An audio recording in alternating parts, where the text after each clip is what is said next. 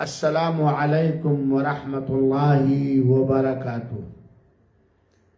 الحمد للہ رب العالمین والعاقبۃ للمتقین والصلاۃ والسلام علی نبینا محمد بن عبد اللہ وعلی آلہ وصحبہ ومن والاہ الی یوم الدین، اما بعد۔ ہماری پیاری اسلامی بہنوں اور بیٹیوں اور اس پروگرام کے دیکھنے اور سننے والے لوگوں، اللہ تعالی سے دعا ہے کہ رب العالمین ہم سب کی دنیا اور آخرت سنوار دے، بنا دے۔ دنیا میں بھی اللہ تعالی بلندی اور عزت دے، ہر دنیاوی پریشانی سے محفوظ رکھے، اور آخرت میں اللہ تعالی ہم سبوں کو اپنی رحمت کے سائے میں ڈھانپ لے، اور زیادہ سے زیادہ دنیا کے اندر اللہ تعالی ہمیں اپنی اطاعت و فرما برداری اخلاص کے ساتھ کرنے کی توفیق عطا فرمائے، آمین۔ آج اتوار کا دن ہے اور الحمدللہ آپ بہنوں کا آج کلاس کا دن ہے۔ پچھلے اتوار کو روزے کے آداب بتلانے کی کوشش کی گئی تھی اور وعدہ کیا گیا تھا کہ کچھ آداب اور ہیں تو اسے اگلے درس میں بیان کیا جائے گا، تو انہی چند آداب کو لے کر حاضر خدمت ہوا ہوں۔ امید کہ پچھلا سبق آپ لوگوں کو یاد ہوگا۔ یاد ہے کہ نہیں یاد ہے؟ آپ لوگوں کو بتلایا گیا تھا روزے کے آداب میں سے کچھ بتا سکتے ہیں آپ لوگ؟ پہلی بات تو یہ بتلائی گئی تھی کہ چاند دیکھنے کے بعد دعا پڑھنی چاہیے۔ دوسری چیز یہ بتلائی گئی تھی، دوسرا ادب، کہ روزے میں اخلاص ہونا چاہیے، دکھاوا ریاکاری نہ ہو، بلکہ یہ ہر عبادت کے اندر ہونی چاہیے، مگر اخلاص کے کوئی عبادت قبول نہیں ہوگی۔ تیسرا ادب یہ بتلایا گیا تھا کہ فرض روزے میں رات ہی میں نیت کرنا ہے، اور نفل روزے کے لیے رات شرط نہیں ہے۔ چوتھا ادب یہ بتلایا گیا تھا کہ رمضان مبارک کے مہینے میں زیادہ سے زیادہ خیرات، صدقہ اور کرنا چاہیے۔ اور پانچواں ادب یہ بتلایا گیا تھا کہ اگر کوئی اللہ جاہل روزے کے کا ناقدرہ، رمضان کے مہینے کا ناقدرہ مل جائے، اول فول بکنے لگے، گالی گلوچ کرنے لگے، تو اسے یاد دلانے کے لیے بتلا دو کہ بھائی میں روزے سے ہوں۔ چھٹا ادب یہ بتلایا گیا تھا کہ افطار کرنے میں جلدی کرنا چاہیے، جو اللہ کے رسول سے ثابت ہے، کیونکہ افطار میں جلدی کرنا خیر و بھلائی کا ذریعہ ہے۔ ساتواں ادب بتایا گیا تھا کہ اگر میسر ہے تو مغرب کی نماز ادا کرنے سے پہلے جو افطار کیا جاتا ہے دن ڈوبتے ہی، وہ تر کھجور سے، رطب کھجور سے، نہیں تو کھجور سے، اور نہیں تو پانی کے ایک گھونٹ سے افطار کرنا چاہیے۔ آٹھواں ادب یہ بتایا گیا تھا کہ افطار کرتے وقت بسم اللہ کرنا چاہیے، اور یہ ہر کھانے پینے، ہر چیز کے کھانے پینے کے وقت، اور افطار کرنے کے بعد پڑھنا چاہیے ذهب الظمأ وابتلت العروق وثبت الاجر انشاءاللہ۔ نواں ادب یہ بتلایا گیا تھا کہ رمضان مبارک کا مہینہ ہے، اور اس مہینے کے اندر قرآن اللہ تعالیٰ نے اتارا، زیادہ سے زیادہ قرآن کی تلاوت کرنی چاہیے۔ یہ خیر و برکت اور اجر و ثواب حاصل کرنے کا ایک بہترین عمل ہے۔ لیکن اتنا تلاوت نہ کرو کہ شوہر کے سر میں درد ہو رہا ہے، اسے تیل بھی لگانا گوارا نہ کرو۔ شوہر کے پیر میں درد ہے، اس کا مالش کرنا بھی گوارا، گھر میں کام ہے جس کے بغیر وہ گھر چل ہی نہیں سکتا، وہ بھی نہ کرو۔ اب افطار ہی نہ بناؤ، تلاوت کرنے میں لگے رہو تو غلط ہے نا۔ یہ بھی جان لیجئے، افطار بنانے میں جتنا وقت آپ کا لگ رہا ہے، اگر نیت پاک و صاف ہے تو اس پر بھی اجر و ثواب ہے۔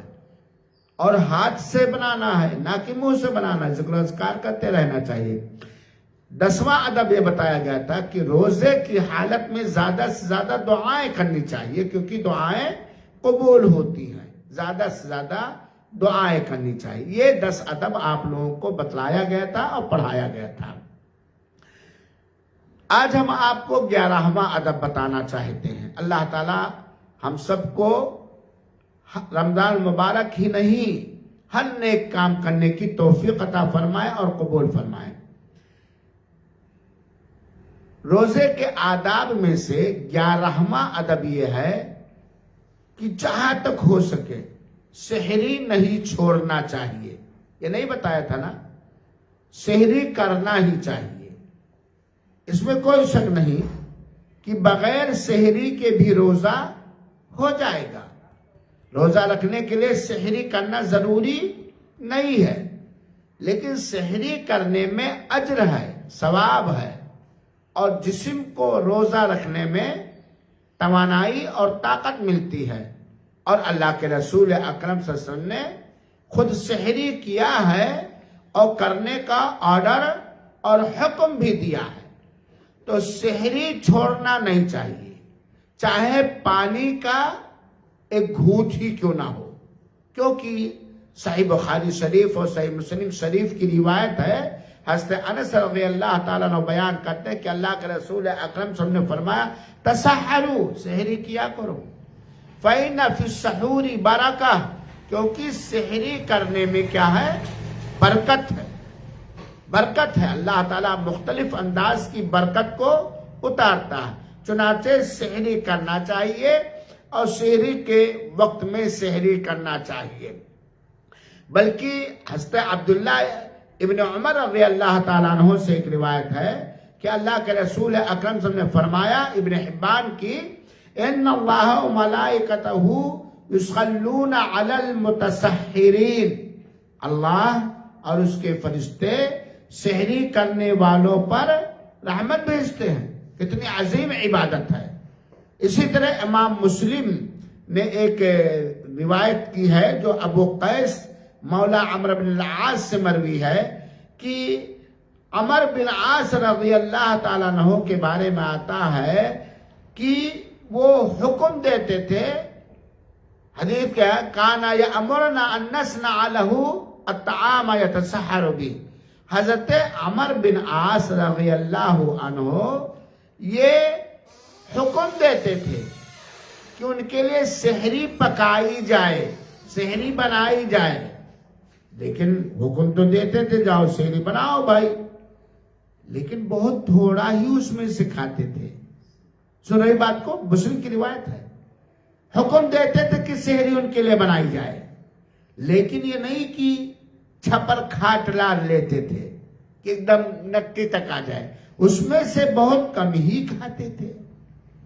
کہتے ہیں ابو قیس مولا عمرو بن عاص، ابو قیس کے عمرو بن عاص کے غلام کہتے تو ہم لوگوں نے کہا کہ جناب آپ ہمیں سحری بنانے کا حکم دیتے ہیں، آرڈر دیتے ہیں، اور اس سے بہت کم ہی کھاتے ہیں، بہت مختصر کھاتے ہیں۔ تو عمرو بن عاص رضی اللہ تعالیٰ عنہ نے کہا میں تمہیں اس لیے نہیں سحری پکانے کا حکم دیتا ہوں کہ میں اس سحری کا لالچی ہوں، اس کا شائق ہوں کہ بھر لوں، لیکن میں نے اللہ کے رسول اکرم صلی اللہ علیہ وسلم سے سنا ہے فرماتے ہوئے کہ فصل ما بین صیامنا و صیام اہل الکتاب اکلۃ السحر، ہمارے روزے کے درمیان اور یہود و نصارہ کے روزے کے درمیان فرق کر دینے والی چیز سحری ہے۔ سمجھ گیا؟ یہ سحری کا فائدہ ایک تو برکت ہے، دوسرا امت محمدیہ کے لوگ سحری کرتے ہیں اور یہود و نصارہ سحری نہیں کرتے ہیں۔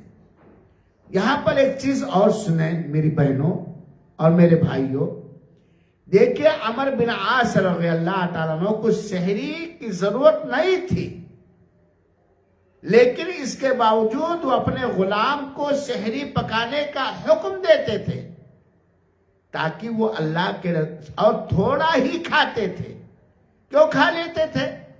تاکہ اللہ کے رسول اکرم صلی اللہ علیہ وسلم کے حکم پر یا رہنمائی پر ان کا عمل ہو سکے۔ اللہ کے رسول نے جو فرمایا ہے سحری کرو اس میں برکت ہے، یا یہودی لوگ سحری نہیں کرتے ہیں تو ہم اللہ کے رسول کی سنت کی پیروی کر کے سحری کریں گے۔ یہ ہے نبی کے صحابہ جو سنت کے شیدائی تھے۔ نبی کریم صلی اللہ علیہ وسلم سے کوئی بھی بات ثابت ہو جاتی تو اس کے کرنے کا ہر طرح سے پربند اور انتظام کیا کرتے تھے۔ کتنا زبردست جذبہ تھا اللہ کے رسول کے فرمان پر عمل کرنے کا، ہے بات کی نہیں ہے۔ آج بہت سارے لوگ سوتے رہتے ہیں، پانی کا ایک گھونٹ بھی نہیں پیتے ہیں۔ یہ روزہ تو ہو جائے گا لیکن سحری کے وقت جو اجر و ثواب ہے اس اجر و ثواب سے وہ محروم رہ جائیں گے۔ یہ وہ مبارک وقت ہے جس وقت اللہ تعالیٰ نچلے آسمان پہ آتا ہے، اب کہتا ہے کوئی مانگنے والا جسے دیں۔ دعا کا بھی وقت ہے، تہجد کا بھی وقت ہے۔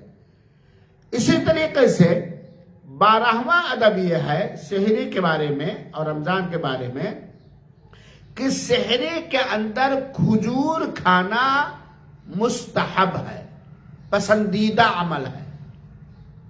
کیا کھانا؟ کھجور۔ اب آپ لوگ کہیں گے کھجور کہاں؟ ڈریس تھوڑا 1000 روپے والا سلا لو، 1 کلو کھجور لا کے گھر میں رکھ لو، کیونکہ وہ افطار بھی اس سے کرنا مستحب و بہتر ہے کہ نہیں؟ اور سحری میں بھی کھجور کھانا چاہیے۔ حضرت ابو داؤد کی صحیح سند سے روایت ہے، مروی ہے، حضرت ابو ہریرہ رضی اللہ تعالیٰ کہتے ہیں کہ اللہ کے رسول اکرم نے فرمایا نعم سحور المؤمن التمر، مومن کا سب سے لاجواب بہتر سحری کھجور ہے۔ سبحان اللہ، لاجواب کہہ لیجئے۔ آج کیا پسند ہے ہم لوگوں کو؟ برگر، بروسٹڈ، بھینسا، بکرا، ہے نا؟ کھجور کو لوگ مسلمان نہ سنت سمجھ کے کھاتے ہیں نہ طاقت سمجھ کے کھاتے ہیں۔ اللہ کے رسول صلی اللہ علیہ وسلم کہتے ہیں کہ مومن کی بہترین سحری کیا ہے؟ کھجور ہے۔ ٹھیک ہے، آپ نے کھانا کھایا، روٹی کھایا، سالن کھایا، ٹھیک ہے کیا، اچھا جتنی آپ کو ضرورت ہے اتنا آپ نے کھایا۔ اخیر میں کیا کرو؟ 1 کھجور کھا لو یا 3 کھجور کھا لو یا 5 کھجور کھا لو۔ یہ جسم کو طاقت بھی کھجور دیتی ہے، اس میں جتنا وٹامن ہے اتنے وٹامن کسی بھی چیز میں نہیں ہے۔ یہاں تک کہ شوگر کا اگر مریض ہے تو اس میں کوئی شک نہیں، کھجور کھانے سے بھی شوگر بڑھ جاتا، لیکن 1 کھا لے، 1 ہی کھا لے، آدھا ہی کھا لے، تاکہ اس حدیث پر عمل ہو جائے اور نبی کریم صلی اللہ علیہ وسلم نے جس کو سب سے لاجواب کھانا کہا، بہترین سحری کہا ہے، اس پر بھی عمل ہو جائے۔ اسی طریقے سے 13واں ادب ہے جو سحری ہی سے متعلق ہے، جیسا کہ صحیح بخاری اور صحیح مسلم کے اندر حدیث ہے، بیان کرنے والے زید بن ثابت رضی اللہ تعالیٰ عنہ کہتے ہیں تسحرنا مع النبی صلی اللہ علیہ وسلم۔ حضرت زید بن ثابت کہتے ہیں کہ ہم لوگوں نے اللہ کے رسول اکرم صلی اللہ علیہ وسلم کے ساتھ سحری کی، تو مقام الی الصلاۃ، پھر اللہ کے رسول اکرم صلی اللہ علیہ وسلم نماز کے لیے کھڑے ہوئے، نماز کے لیے تیاری کیے، نماز کے لیے گئے تو کہتے ہیں قلت کم کان بین الاذان والسحور، اللہ کے رسول اکرم صلی اللہ علیہ وسلم کی سحری اور اذان میں کتنا فرق تھا، کتنا ڈفرنس تھا، انتر تھا؟ کہتے ہیں قدر 50، یعنی اتنا وقت باقی تھا اللہ کے رسول کے سحری کر کے آرام سے بیٹھنے میں اور فجر کی اذان ہونے میں کہ آدمی 50 آیت کی تلاوت کر سکے۔ اس سے کیا پتا چلا کہ سحری کرنے میں تاخیر کرنی چاہیے۔ یہ تاخیر کا مطلب نہیں کہ ایک دم اذان کے وقت آخری وقت، بلکہ سحری میں اور اذان فجر میں، فجر کی اذان ہونے میں اتنا ٹائم ہو کہ آدمی 50 آیت 40 آیت 55 آیت کی تلاوت کر سکے، زیادہ سے زیادہ 20 منٹ، اگر بہت گھیچ گھیچ کے کوئی پڑھتا ہے میں چلو کرو تو زیادہ سے زیادہ آدھا گھنٹہ۔ اس سے پتہ چلا تاخیر، سحری میں تاخیر کرنا چاہیے۔ اور اسی طریقے سے مسند احمد کی روایت ہے جو ابو عطیہ رضی اللہ تعالیٰ عنہ سے مروی ہے، کہتے ہیں کہ میں نے حضرت عائشہ رضی اللہ تعالیٰ عنہ سے کہا کہ ہمارے اندر نبی کریم صلی اللہ علیہ وسلم کے صحابہ میں سے 2 آدمی ہیں، ان میں سے ایک افطار کرنے میں جلدی کرتا ہے، جیسے وہ افطار کا وقت دن ڈوبا کہ افطار کر لیتا ہے، اور سحری کو دیر میں کرتا، تاخیر کرتا ہے۔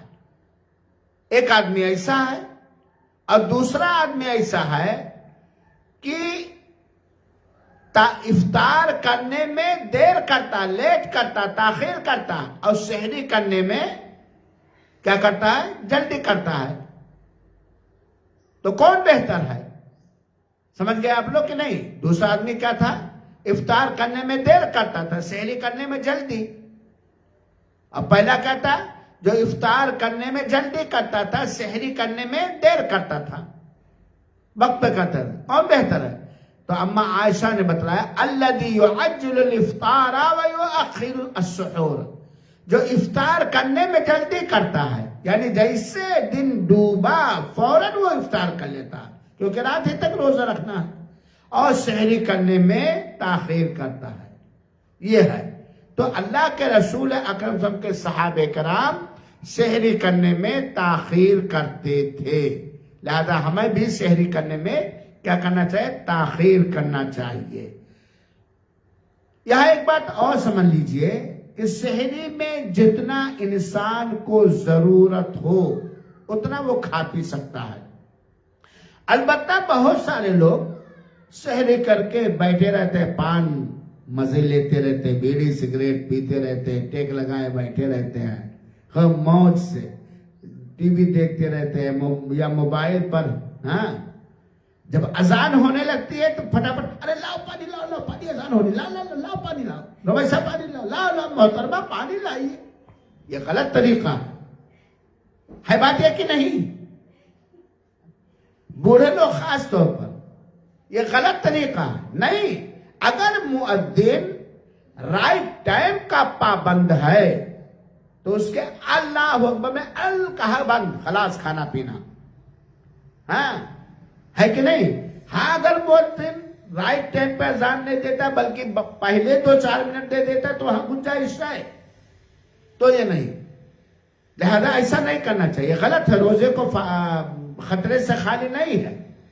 ہاں ایک آدمی اچانک اٹھا، سو کے اٹھا، وہ پانی پی رہا تھا یا کھانا پہلے سے بیٹھ کے کھا رہا تھا کہ اذان ہونے لگی تو جتنا کھانا کھانا ہے ضرورت بھر کا وہ اسے کھا لے، لیکن اب بیٹھا آرام سے ایک دم، امی جگہ نے فلانی معلوم نہیں کیا وجہ ہے، واقعی ہو سکتا ہم لوگوں میں بھی یہ بات رہی ہو، ویسے نہیں ہے، وہ تو بڑا مزہ آتا تھا سحری کھانے میں، ابا کے ساتھ اماں کے ساتھ پہلے ہی اٹھ کے بیٹھ جایا کرتے تھے، اکثر یہی ہوتا۔ اب تو بچوں کو جگاتے رہو، بچیوں کو جگاتے رہو، اٹھتے ہی نہیں میری بچیوں، سحری کو کی اہمیت کو سمجھو، اللہ کے رسول نے آرڈر بھی دیا، اس کے اندر برکت ہے، اور امت محمدیہ اور یہودیوں اور نصرانیوں کے روزے میں فرق کر دینے والی چیز کیا ہے؟ سحری ہے۔ اور کیا بہتر ہوگا، اٹھیے فجر سے آدھا گھنٹہ پہلے، 25 منٹ پہلے کھا لیجئے جو کھانا پینا، تھوڑا گھر میں چل پھر لیجئے، ہضم ہو جائے تھوڑا، ہے کہ نہیں؟ لے جائیے، بیٹھ جائیے قرآن لے کر کے، ہے کہ نہیں؟ یا ہاتھ اٹھا لیجئے، اپنے ابا کے لیے، اپنے لیے، اپنے ابا کے لیے، اپنے اماں کے لیے، اپنے دادا کے لیے، اپنی دادی اور نہ دادا دادی کو کون دعائیں دیتا ہے؟ اللہ کے دادا زندہ ہو، ڈیلی چاکلیٹ لا کر کے دے تو چاہیں، سب کے لیے، عام مسلمانوں کے لیے دعا کرنی چاہیے، کیونکہ وہ وقت ایسا وقت ہے سحری کا وقت جس وقت اللہ تعالیٰ دعائیں زیادہ قبول کرتا ہے۔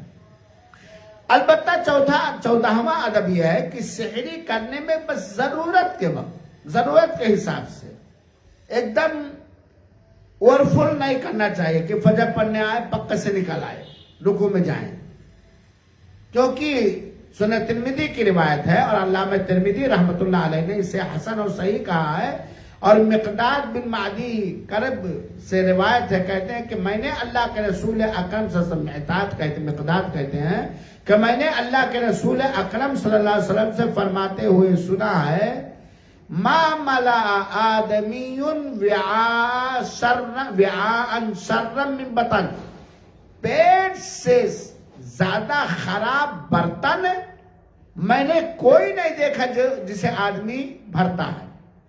بہت برتن ہے نا، سب سے خراب برتن کون ہے؟ پیٹ ہے۔ اسی میں آدمی حرام حلال سب ڈالتا ہے، بس اس میں دال ہے، سلاد ہے، کباب ہے، پھلانا ہے، واقع ہے، بڑھتا چلا جاتا ہے۔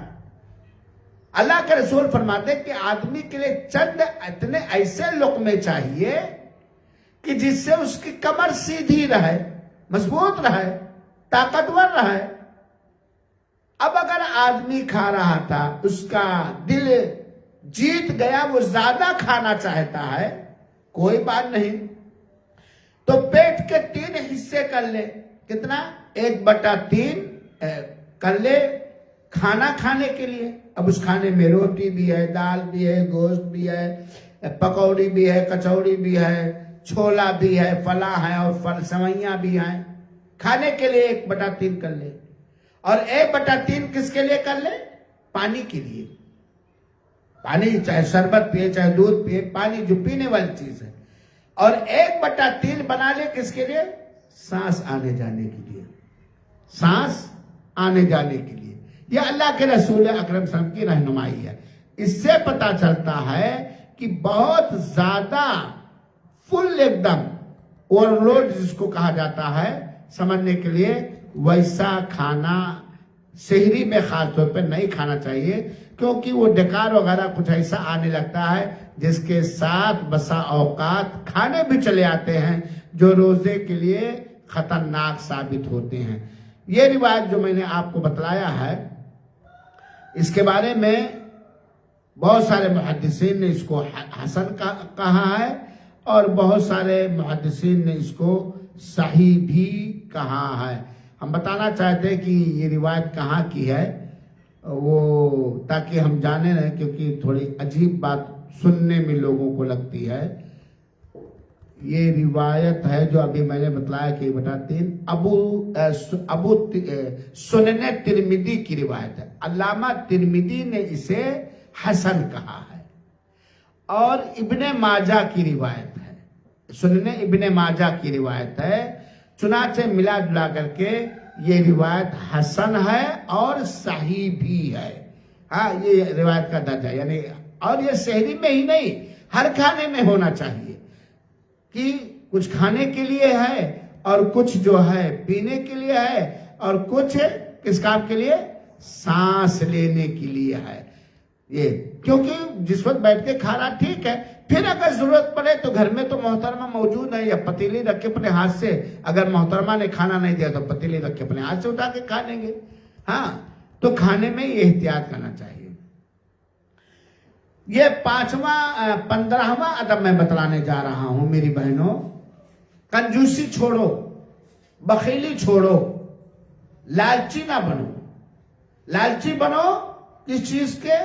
رمضان مبارک کے اندر خاص طور پر ان عملوں کی حریصہ اور لالچی بنو جن عملوں کا ثواب بہت زیادہ ہے، جن عملوں کو کرنے کے لیے لمبے عمر چاہیے۔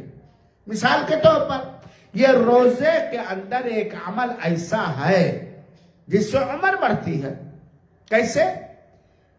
مہینہ کتنے کا ہوتا؟ 29 دن یا 30 دن، اور ہم چاہتے ہیں کہ 3 مہینے کا روزہ رکھیں، تو 1 مہینے میں 3 مہینے کا روزہ کیسے رکھ سکتے ہیں؟ کوئی بتا پائے گا؟ ہاں، یہ رمضان مبارک کا مہینہ ہے، 29 دن یا 30 دن، اور اس 1 مہینے میں ہم 90 دن روزہ رکھنا چاہتے ہیں، ہو سکتا ہے؟ ہاں، تو کیا کیا جائے؟ کوئی بتائے گا؟ 90 دن کے روزے کا گارنٹڈ ثواب پا جائے، بالکل جیسے روزہ رکھنے سے ثواب ملتا ہے۔ روزے دار کو کیا کرائے؟ افطار کرائے۔ روزے دار کو کیا کرائے؟ افطار کرائے۔ چاہے وہ روزے دار مالدار ہو یا غریب ہو یا مسکین ہو، سہیلی ہو، دوست ہو یا امیر ہو، چاہے اس سے دوستی ہو یا نفرت ہو، مومن اور روزے دار ہو، مسلمان اور کیا ہو؟ روزے دار۔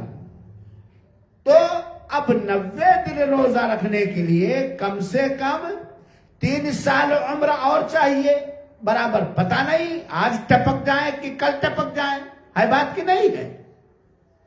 لیکن اللہ تعالیٰ نے یہ رمضان دیا ہے، اگلا رمضان ملے کہ نہ ملے، اور 30 روزہ رکھنے کے لیے ہمیں 3 سال اسٹرا اور چاہیے، ہے کہ نہیں؟ تو ہمیں افطار کرانا چاہیے۔ اللہ کے رسول اکرم صلی اللہ علیہ وسلم کی صحیح حدیث سنو میری بہنوں اور میرے اسلامی بھائیوں، سنن ترمذی کی روایت ہے، بیان کرنے والے حضرت زید بن خالد الجہنی رضی اللہ تعالی عنہ کہتے ہیں کہ اللہ کے رسول اکرم صلی اللہ علیہ وسلم نے فرمایا، جب میں یہ کہوں صلی اللہ علیہ وسلم تو آپ لوگ دھیرے سے کیا کہہ لیں؟ بھائی روزے کے حال میں ہمیشہ یہ نبی کے ساتھ ادب اور احترام ہے، ہاں تو دھیرے سے کہہ لیں۔ تو اللہ کے ہمارے درس میں یہی فائدہ ہے، اور ہر اہل حدیث کے درس میں یہ فائدہ ہے، کیونکہ اہل حدیث ہم یا تو قرآن پیش کرتے ہیں یا تو نبی کی حدیث پیش کرتے ہیں، اور بار بار صلی اللہ علیہ وسلم کی واہی تواہی کی باتیں نہیں ہوتی ہیں۔ تو اللہ کے رسول اکرم صلی اللہ علیہ وسلم نے فرمایا، سنو میرے بہنوں، من فطر صائما کان له مثل اجره غیر انه لا ينقص من اجر الصائم شیئا، جس نے کسی بھی روزے دار کو افطار کرایا تو افطار کرانے والے کو اتنا ثواب ملے گا، اجر ملے گا، جتنا کہ روزہ رکھنے کا ثواب اور اجر ہے۔ اور روزہ رکھنے کا ثواب کیا ہے؟ اللہ تعالیٰ بے حساب دے گا نا، کوئی اس پہ متعین نہیں، لمٹ نہیں ہے نا، ہے کہ نہیں ہے؟ روزے کا ثواب یہ ہے نا کہ جنت کے اندر باب ریان سے داخل ہوگا، ہے بات کی نہیں ہے؟ اللہ کے حدیث قدسی ہے، الصوم لی وانا اجزی بھی، اللہ تعالیٰ کہتا روزہ میرے لیے ہے، میں ہی اس کا صلہ بدلا دوں گا، اور کتنا دے دوں کوئی فکس اور متعین نہیں ہے۔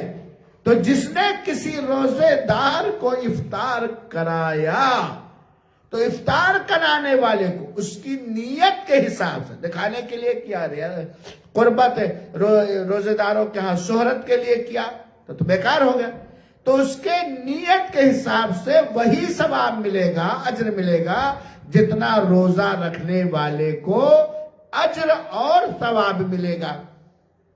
یہاں ٹینشن ہو سکتا ہے روزے دار کو، ارے یار میں روزہ رکھتا ہوں، بھوک و پیاس برداشت کرتا ہوں، میں اپنے روزے کا ثواب اس کو دے دوں، تو غیر انہ لا ينقص من اجر الصائم شیئا، روزے دار کا جو اجر اور ثواب ہے اس میں سے ذرہ برابر کمی نہیں ہوگی۔ سمجھ گئے کہ نہیں حدیث کو؟ روزے دار جو افطار کرائیں گے آپ روزے دار کو، تو آپ کو اتنا ثواب ملے گا جتنا روزہ رکھنے کا ثواب ملتا ہے، اور روزے دار جس کو آپ نے افطار کرایا روزے کا جو ثواب ہے پورا کا پورا پائے گا، ذرا برابر کمی نہیں ہوگی۔ یہ افطار کرانے کا ثواب ہے۔ اور اس میں بھائی ہم افطار ہوٹل سے بھی لا سکتے ہیں، لا سکتے کہ نہیں لا سکتے؟ اپنی طاقت کے حساب سے۔ پہلی بات تو یہ جان لیجئے، افطار کرانے میں جتنا روزے دار کو افطار کے وقت کھانے پینے کی ضرورت ہے اتنا اس کو دیا جائے اگر طاقت ہے، نہیں تو ایک گھٹ پانی ہی صحیح، ایک کھجور ہی صحیح، चंद रोटियां और चंद लुकमे चावल ही सही। एक बात तो ये है। दूसरी बात यह है कि अगर कोई इफ्तार पार्टी में बुलाए तो हमें क्या है, जाना चाहिए, ताकि भलाई के काम में एक दूसरे को मदद करने का हुक्म है। वतावनो अलल बिर्रि वत्तक़वा, माइक सीधा करो, वतावनो अलल बिर्रि वत्तक़वा, भलाई और तकवा के काम में एक दूसरे की मदद करो। हमें जाना चाहिए, जाना भी चाहिए, लेकिन माफ करेंगे आप लोग, लालची मिजाज लेकर नहीं जाना चाहिए। क्या मिले इधर उधर उधर, खा भी लो, भर भी लो, गलत तरीका है। इफ्तार जो आपके चंद रोजेदारों के लिए रखा गया है वो सबका हिस्सा है कि नहीं है? अब हम बटोर करके इकट्ठा करके अपने लिए खास कर ले, ये गलत तरीका है। बल्कि एक दूसरे को खिलाना चाहिए। खुद ना खाते थे, औरों को खिला देते थे, कितने साबिर थे मोहम्मद के घर आने वाले। खुद लो भाई, आप ले लो, ये ले लो, आप ले लो, ये ले लो, आप ले लो। उम्मत की तरबियत बहुत जरूरी है। एक बात तो ये है। तीसरी बात, एक शौहर को इतनी ताकत है कि वो होटल से जाकर के वो बिहारी बाबा के यहां से समोसा ले आए, पकौड़े ले आए, कचौड़े ले आए, फ्रूट खरीद करके लाए, खुद बैठ करके काट करके इफ्तार में जिनको बुलाया है या जिनके घर पहुंचाना है वो कर सकता है।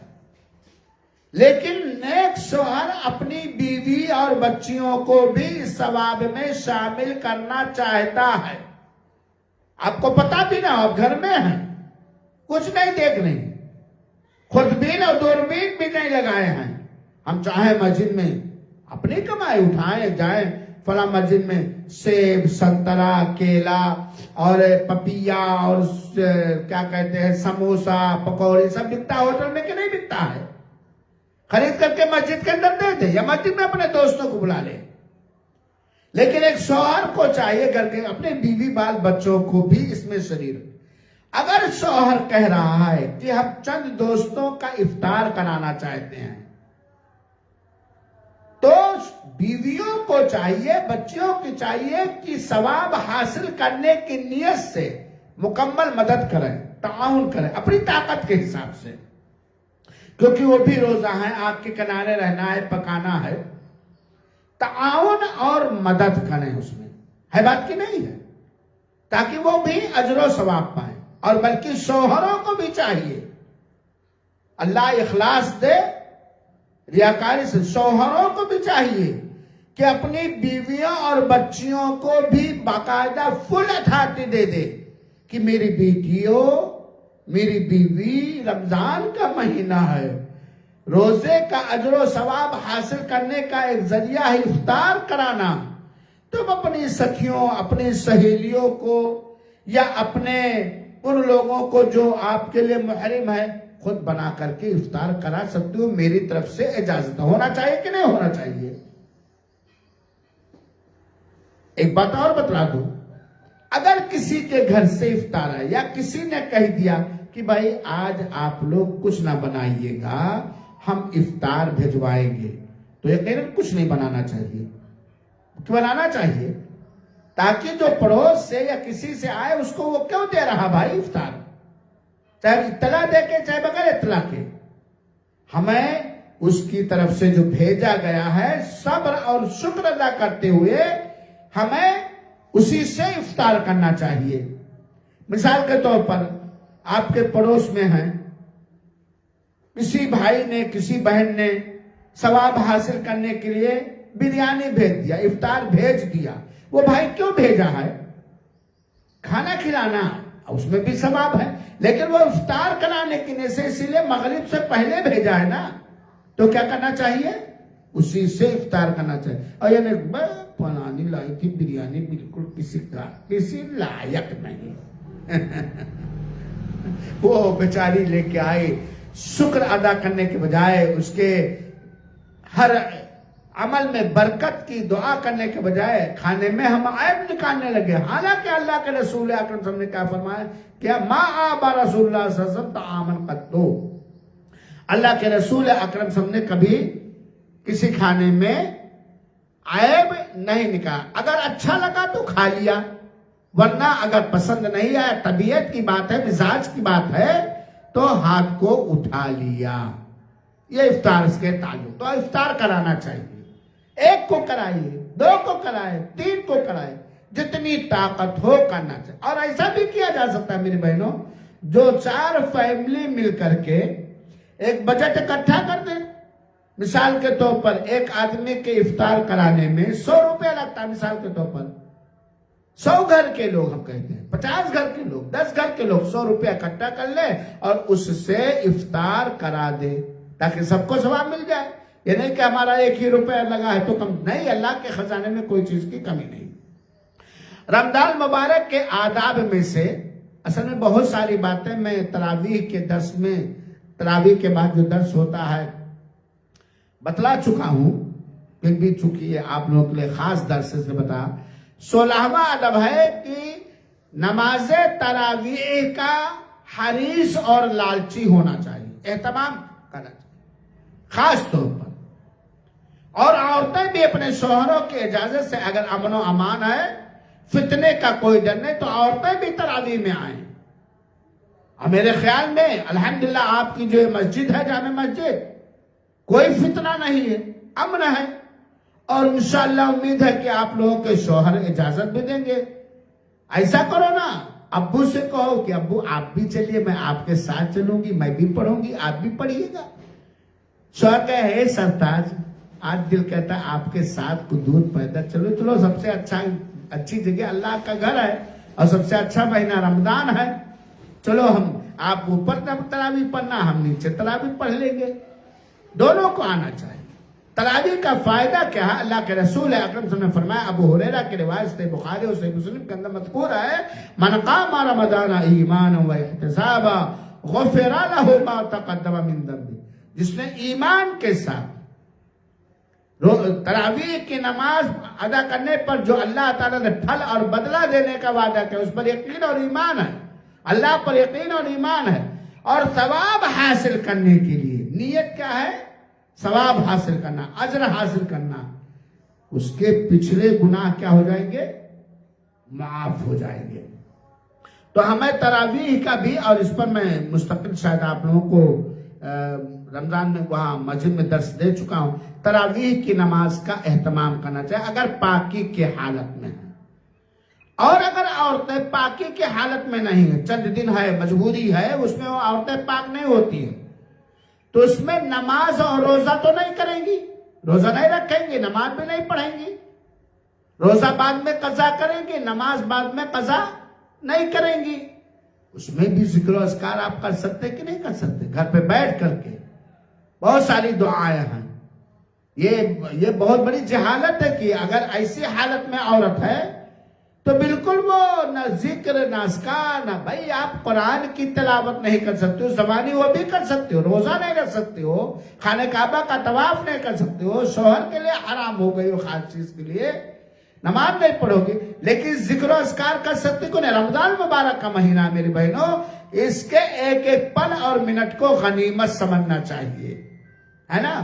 تو یہ رمضان مبارک کے آداب میں سے تراویح کا اہتمام کرنا، اس میں بہت اجر اور ثواب ہے. اسی طریقے سے 17واں ادب، اور شاید یہ آخری کیونکہ وقت کافی ہو رہا ہے، 17واں ادب میں بتا رہا ہوں، پھر انشاءاللہ اور چیزیں بتلاؤں گا. ابھی تو رمضان مبارک کا آخری 10 دن نہیں شروع ہوا ہے، لیکن لگتا جو ہے وہ بھاگتا بھی چلتی ہے. دیکھ دھیرے دھیرے دھیرے دھیرے آج کا رمضان ہوگا. ایک دن تھا انتظار تھا، رمضان آئے گا، رمضان آئے گا، ہم تراویح پڑھیں گے، ہم سحری کھائیں گے، ہم افطار کریں گے، ہم قرآن کی تلاوت کریں گے. آہستہ آہستہ ایک ایک دن جا رہا، بڑی تیزی کے ساتھ کہ نہیں جا رہا.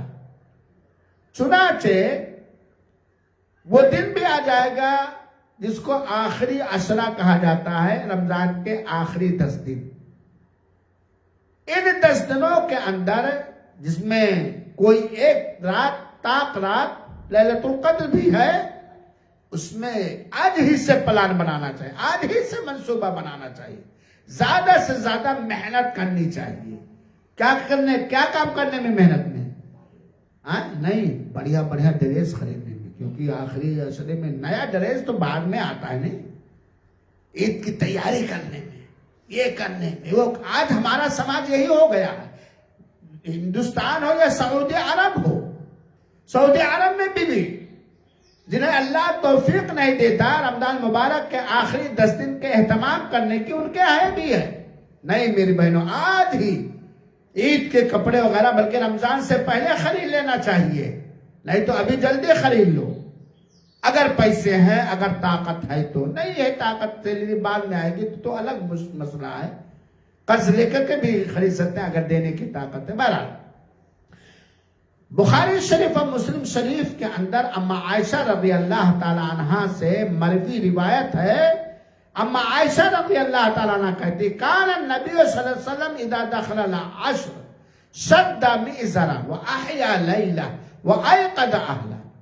جب رمضان مبارک کا آخری 10 دن شروع ہو جاتا تو اللہ کے رسول کا طریقہ کر شد مئزرا، اپنی لنگی باندھ لیتے، یعنی کمر کس لیتے۔ جس طرح ایک محنت کا کام کرنے والا آدمی نیچے جو کپڑا پہنے ہوا ہوتا اسے بالکل اوپر چڑھا لیتا، کس لیتا ہے، آستین ایک دم کس لیتا ہے تاکہ اس کو کام کرنے میں کوئی ڈسٹربنگ نہ ہو، تو اپنی کمر کس لیتے تھے۔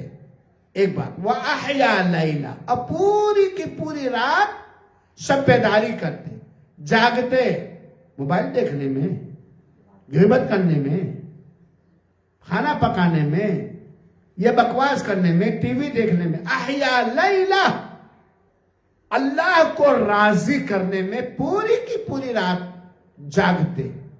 وَأَيْقَظَ أَهْلَهُ، کتنے مہربان تھے ہمارے رسول اکرم صلی اللہ علیہ وسلم کی امت کے ساتھ، تو شفقت و مہربانی کرتے ہی تھے، اپنے بچوں کو بھی جگاتے تھے، اپنے اہل و عیال کو بھی جگاتے تھے، اٹھو عائشہ، اٹھو فلانی، شب قدر ہے، رمضان مبارک کے آخری 10 راتیں ہیں، افضل عشرہ ہے، اپنے بچوں کو، اپنی بیوی کو بھی جگاتے تھے، یہ اللہ کے رسول۔ چنانچہ رمضان مبارک کے آخری 10 راتوں کے اندر خوب محنت کرنی چاہیے اللہ کے عبادت و بندگی کرنے میں۔ انشاءاللہ اگلے درس میں ان ساری چیزوں کو بتلانے کی کوشش کی جائے گی۔